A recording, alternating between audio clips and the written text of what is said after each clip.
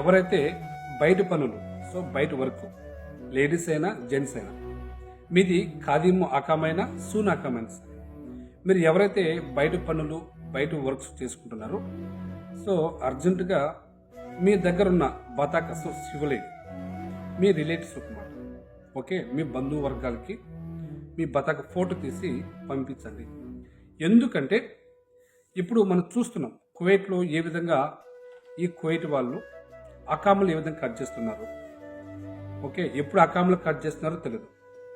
అకామ్ ఉందని చెప్పేసి మనం బయట పనులకు వెళ్తూ ఉంటారు చాలా మంది కూడా. సూన్ అయినా కాదు మనం. అయితే చెకింగ్ జరిగినప్పుడు చూసినప్పుడు అకాములు ఉన్నాం. కొంతమందికి అకామం ఉందా లేదని చెక్ చేసుకోవడానికి తెలియదు పాపం. ఓకే, అప్పుడు మీరు ఎక్కడన్నా బయట వెళ్ళినప్పుడు అనుకోకుండా పోలీసులు దొరికినప్పుడు మిమ్మల్ని తీసుకెళ్ళి, అంటే మీరు ఎక్కడైతే దొరికారో సో అక్కడే ఫస్ట్ మిమ్మల్ని జైలు వేస్తారు.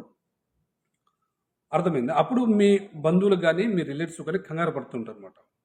అప్పుడు మీరు ఏ స్టేషన్లో ఉన్నారో ఏ మఫర్లు ఉన్నారో అని తెలుసుకోవడానికి ఫస్ట్ మీ యొక్క సివిల్ బతా కావాలి. సో మీ ఏరియా ఎక్కడో ఆ ఏరియాకి వెళ్తే, సో ఆ పోలీస్ స్టేషన్కి ఆ మఫర్కి వెళ్తే, సో మీ బంధువులు మీ బతాక ఫోటో తీసుకొని ఏ స్టేషన్లో ఉన్నారో ఏ మఫర్లు ఉన్నారో అని చెప్తారన్నమాట. ఓకే, సో అది విషయం అనమాట.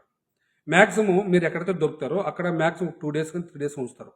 సో దాని తర్వాత డైరెక్ట్గా సొలిబెకాత్ ఏదైతే సాఫర్ మఫర్ జైలు అక్కడ తీసుకెళ్తారు. ఓకే, కాబట్టి ఎప్పుడు ఈ అకాములు కట్ చేస్తారో తెలియదు. అంటే పలు విధాలుగా, అంటే తప్పుడు పనులు చేస్తూ కూడా దొరికిపోతుంటారు అనమాట.